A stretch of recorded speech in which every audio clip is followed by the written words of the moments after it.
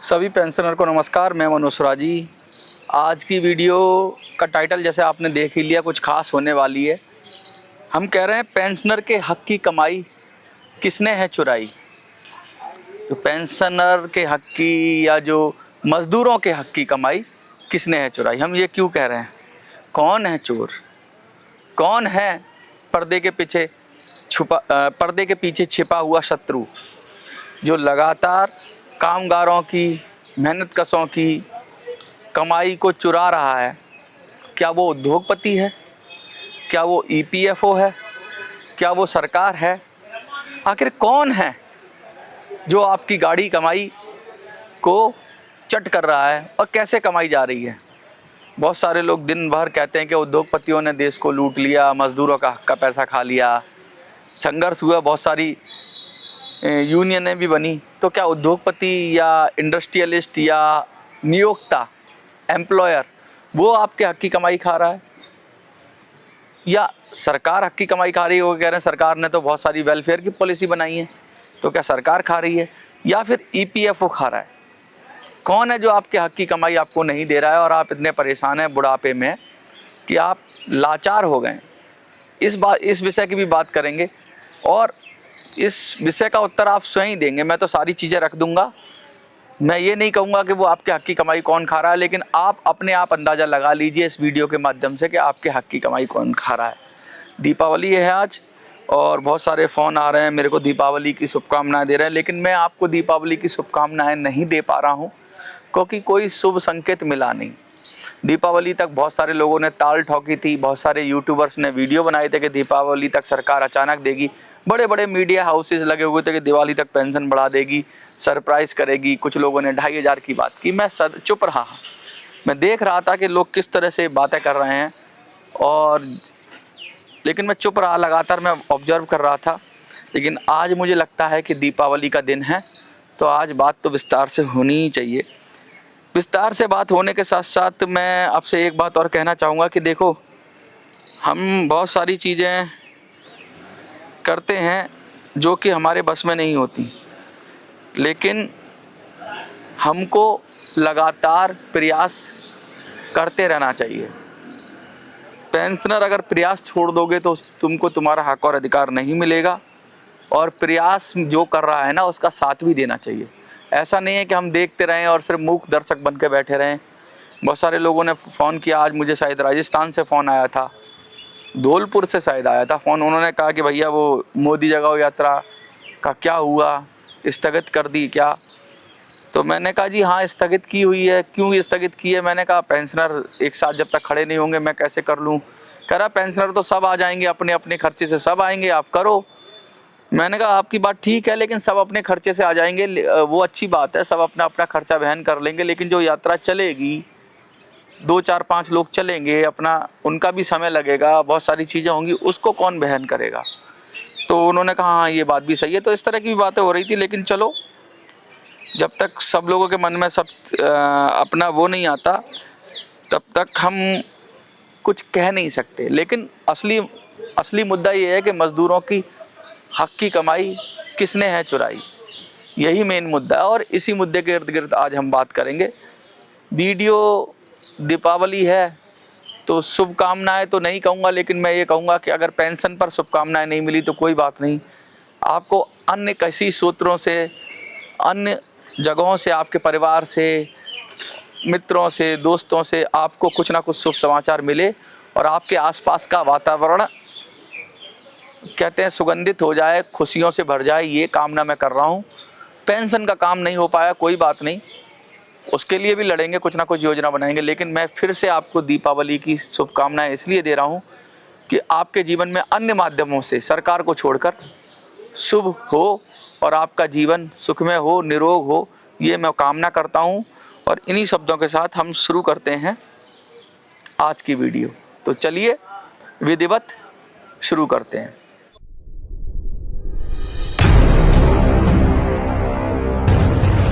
देखिए, पिछली वीडियो में मैंने बताया था, प्रेम पत्र की बात हुई थी कि किस तरह से प्रेम पत्र मिल गया था।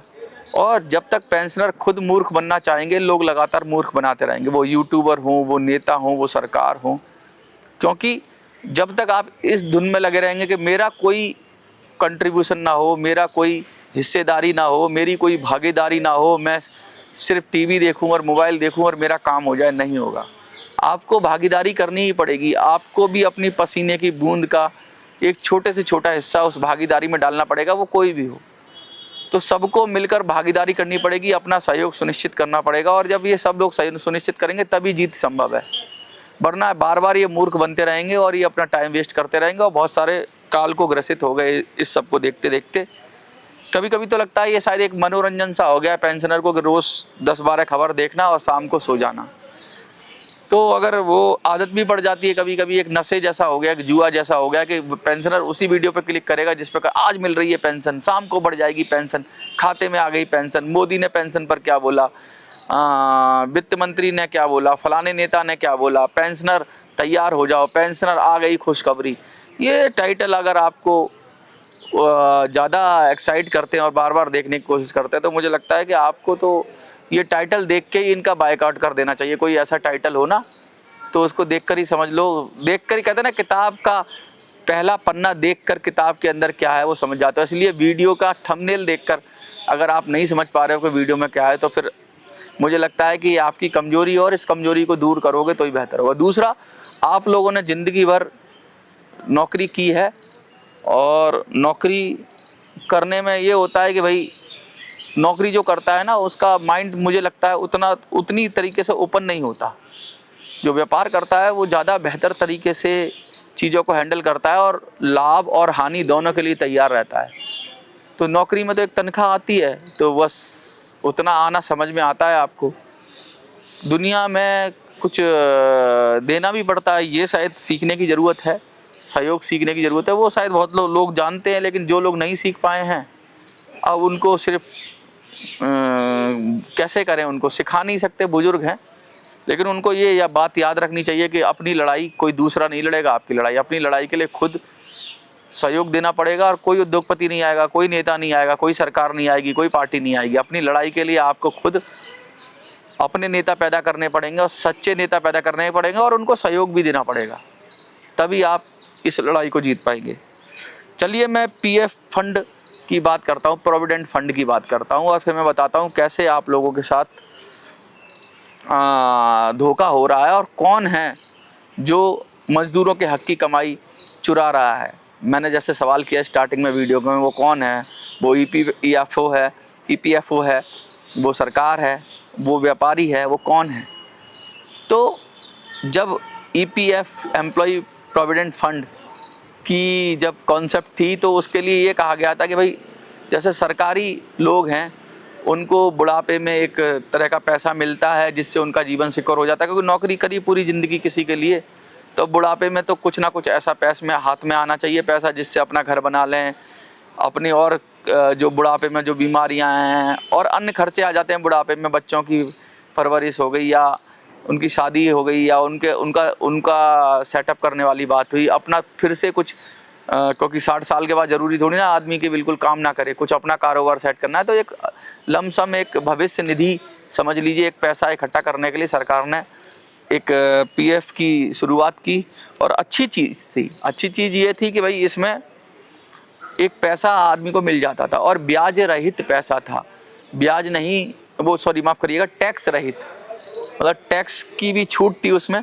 और इसके साथ साथ एक और अच्छी बात की कि भाई उसके भविष्य के लिए, कर्मचारी के भविष्य के लिए, कर्मचारी कुछ कंट्रीब्यूशन देगा और कुछ व्यापारी कंट्रीब्यूशन देगा जिसके पास वो काम कर रहे हैं, तो आधा आधा दोनों का कंट्रीब्यूशन मिला के ये फंड एक जनरेट किया गया जो आपके भविष्य के लिए था। और बहुत अच्छी चीज़ थी और अच्छी चीज़ है, मैं इसमें, क्योंकि इसकी भावना ठीक थी, इसकी भावना अच्छी थी।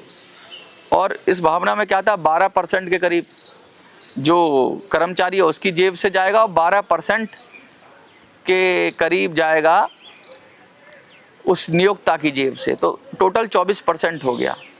वो बेसिक सैलरी और डीए वाला जो आप प्रावधान है वो तो आपको पता ही है। तो कहने का मतलब है कि आपने आप कर्मचारी हैं, आप मजदूर हैं, आपने एक हिस्सा डाला और एक हिस्सा डाला नियोक्ता ने, यानी जो आपको काम दे रहा है। लेकिन इसको जो दो पैसा था, इसको दो हिस्सों में डाला गया, एक तो पेंशन के लिए डाला गया और एक पीएफ में डाला गया। तो आपका जो 12% था, जहाँ तक मुझे पता है, अगर मैं गलत हूँ तो मुझे ज़रूर करेक्ट करिए आप, कि जो आपके हिस्से का 12% था वो तो पीएफ में डाल दिया। पीएफ यानी प्रोविडेंट फंड में, यानी उस पर ब्याज भी मिलेगा चाहे जो भी सरकार तय करेगी, और वो ब्याज लगते लगते वो अच्छा पैसा हो जाएगा। अगर आप नहीं निकालते हैं तो आपके 12% से जो इकट्ठा होकर वो बहुत अच्छा पैसा हो जाएगा और आपको मिलेगा, जो मिलता भी है रिटायरमेंट पे, ठीक है। और दूसरा हिस्सा आ गया किसका, नियोक्ता का 12%। लेकिन यहीं पे खेला हो गया, जो नियोक्ता का है 12%, उसमें से 8.33% पेंशन फंड में डाल दिया। यानी कि नियोक्ता का 12% में से 8.33% फंड में डाला तो 3.5 पौने 4% करीब करीब बच गया। वो पैसा डाला है पीएफ के अंदर। तो जो 4% के करीब पैसा बचा है, लगभग 4% से कम, वो तो सही है, वो पीएफ में जा रहा है तो उस पर ब्याज भी मिल रही है, सब कुछ मिल रहा है। और ये किसका पैसा है, व्यापारी का पैसा है या नियोक्ता का पैसा है, एम्प्लॉयर का पैसा है। तो आपका 12% से कोई छेड़छाड़ नहीं है, लेकिन अभी कोशिश कर रहे हैं कि उसको निकालने के लिए मुश्किल कर रहे हैं कि भाई 12% में बहुत सारे नियम बना दिए गए कि आप नहीं निकाल पाएंगे। कुछ नियम ये भी हैं कि चलो भाई कि नहीं निकाल पा रहे हैं, मजबूरी में किसी को निकालना है तो क्या करेगा, तो प्रावधान अलग होना चाहिए। देखिए लगातार फ़ोन बज ही रहा है आपका, लेकिन मैं अब उठा नहीं पाऊँगा फ़ोन को क्योंकि मैं एक वीडियो कर रहा हूँ, तो माफ़ करना जिस किसी का भी फ़ोन है इस समय कर रहे होंगे। तो मैं फिर से आपको बता रहा था कि 12% जो पैसा है वो तो आपका, वो तो जा रहा है पीएफ में, लेकिन जो उद्योगपति का 12% है जो आपके हित में होना चाहिए था, उसमें से 8.33 है ना, 8.33% पेंशन के नाम पर ईपीएफओ एक ईपीएस 95 स्कीम में डाल देता है और 0.25% पीएफ में डाल देता है। तो ये जो 12 और 4% के लगभग है, इस पर तो ज़्यादा दिक्कत नहीं है, इस पर तो ब्याज भी मिल रही है, इस पर बहुत सारी निकालने में दिक्कत हो गई। अभी नए नियम बनाए ईपीएफ ने, लेकिन ये सही है, कुछ हद तक ये सही है। तो ये 12 और 4 16% जो पैसा है वो ठीक जगह पे है, और थोड़ा इसके अंदर और अगर अच्छा हो जाए, हर साल सरकार ब्याज भी बताती है तो कोई दिक्कत नहीं। असली खेल है ये 8% का, 8.33% का। ये जो पैसा गया इस पर ना तो आपको कोई ब्याज मिलेगी, इस पैसे से सब कह रहे हैं कि पेंशन बनेगी। तो जो व्यापारी ने पैसा दे दिया, तो व्यापारी तो चोर नहीं है ना, व्यापारी ने तो अपने हिस्से का 12% दे दिया। अब ये गया किसके पास, ये गया ईपीएस 95 स्कीम में। अब सरकार ने क्या कहा कि भाई इस स्कीम के जरिए हम आपको पेंशन देंगे बुढ़ापे में, और पेंशन आपको देख रहे हो क्या हाल है, पेंशन के तो लाले पड़े हुए हैं, पेंशन तो क्या ही मिलेगी। तो ये जो 8-8.5% पैसा है, इसमें सरकार ने सोचा कि थोड़ा सा हम, ऐसा है हमें कंट्रोल करना है इस पैसे को, तो थोड़ा सा हम भी इसमें मिला देते हैं। तो सरकार ने भी 1 पॉइंट समथिंग अपना पैसा इसमें मिलाया, इस फंड में कंट्रीब्यूट किया, जो हर साल कहते हैं कि सरकार ने इतना दे दिया ईपीएस 95 को, तो वो उसमें कंट्रीब्यूट कर दिया। तो कहने का मतलब 9% के लगभग 9.5%, 10% के करीब पैसा हो गया। ये जो पैसा है ये सब किसके हाथ में आ गया, ईपीएफओ ईपीएस 95 स्कीम के हाथ में, या सरकार के हाथ में, इनडायरेक्टली कह दें तो यही। अब सरकार समझ लो, ईपीएफओ समझ लो, इसके हाथ में वो जो 8%, 8.25% के करीब पैसा था, 8.5% से थोड़ा कम, वो सीधा सीधा जो पेंशनर का पैसा था, जो कामगार का पैसा था, जो उद्योगपति ने दे दिया, वो इनके पाले में आया। तो जिम्मेवारी किसकी बनती है, उस पैसे से सही रिटर्न की। अगर वो पैसा प्रोविडेंट फंड में होता तो हम ये नहीं कहते कि भाई इसकी ब्याज ही लगा लो तो बहुत ज़्यादा हो जाएगी। पेंशन के नाम पे चुल्लू भर पानी में डूब मरना चाहिए सरकार और ईपीएफओ को कि इतना कम दे रही है।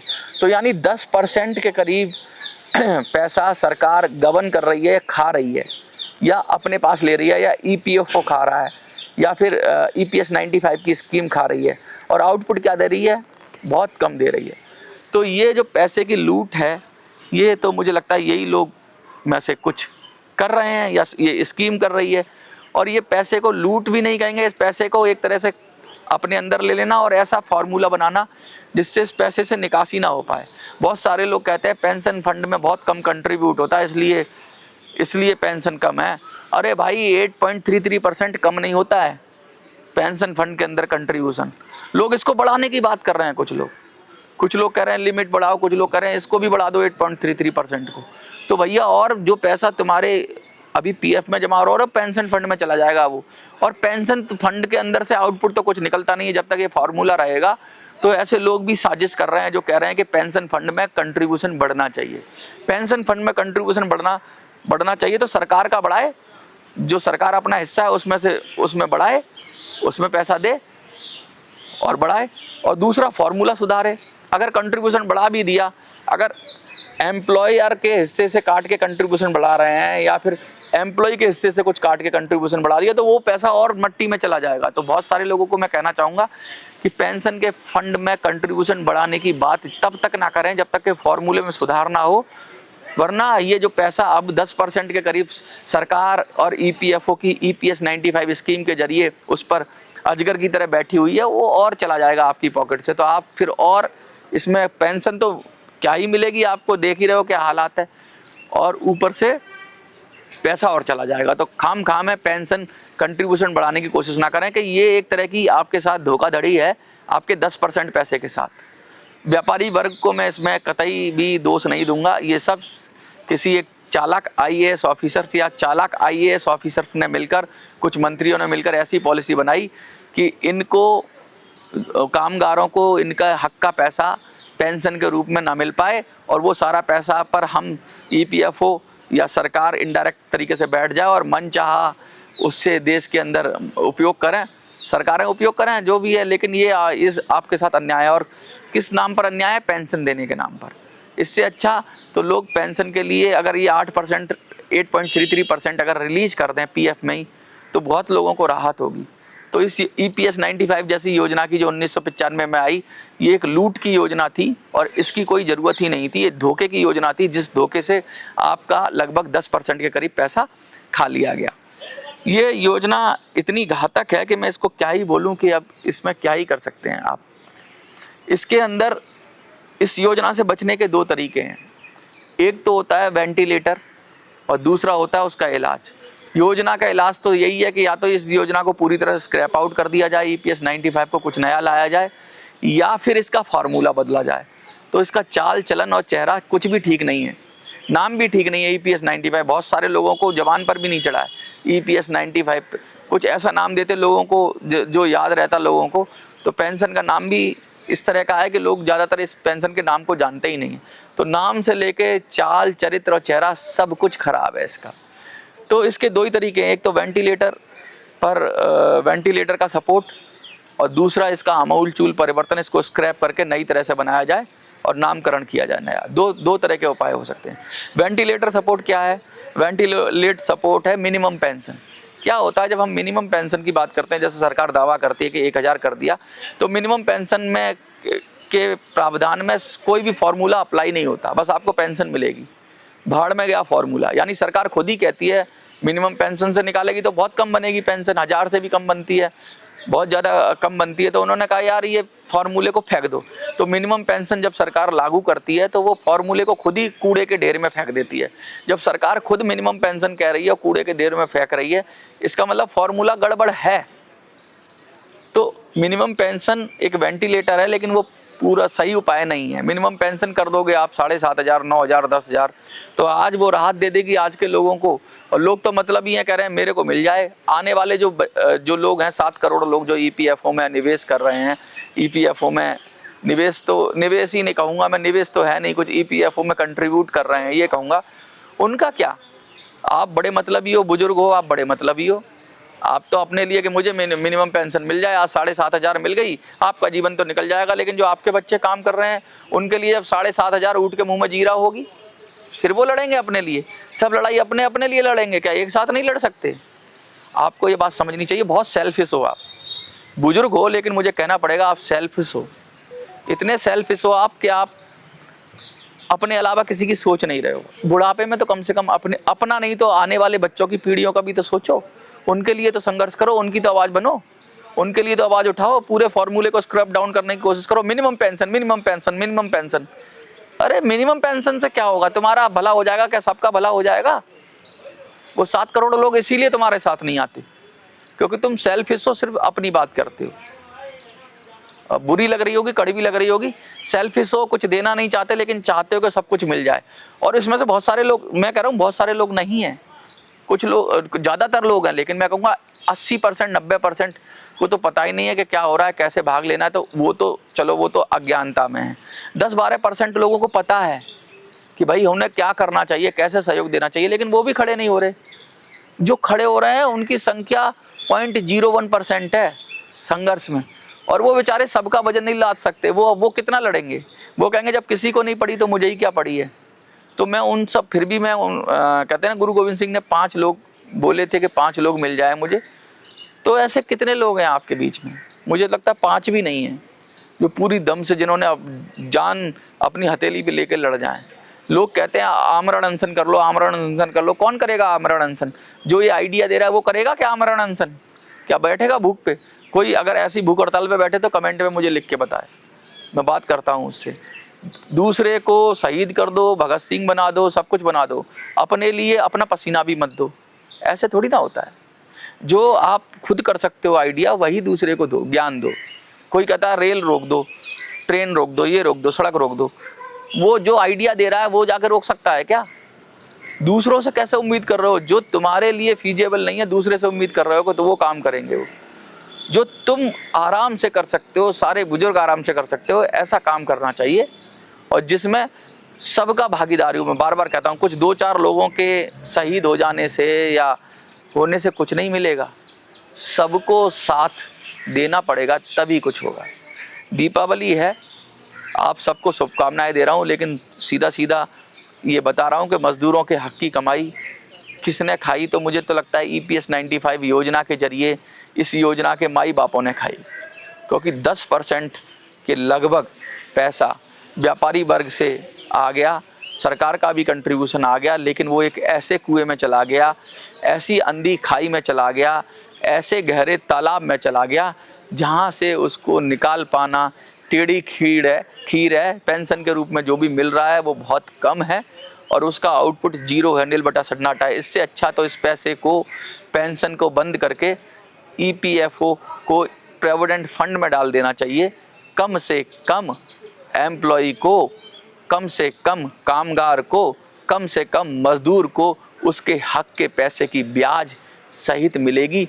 और उसको अगर अपने रिटायरमेंट के समय 20 लाख मिल रहे होंगे तो कम से कम मुझे लगता है कि 10% और बढ़ने से वो 40 लाख हो जाएंगे और दुगना उसका PF हो जाएगा। थोड़ा कम रहेगा लेकिन दुगने तक भी हो सकता है।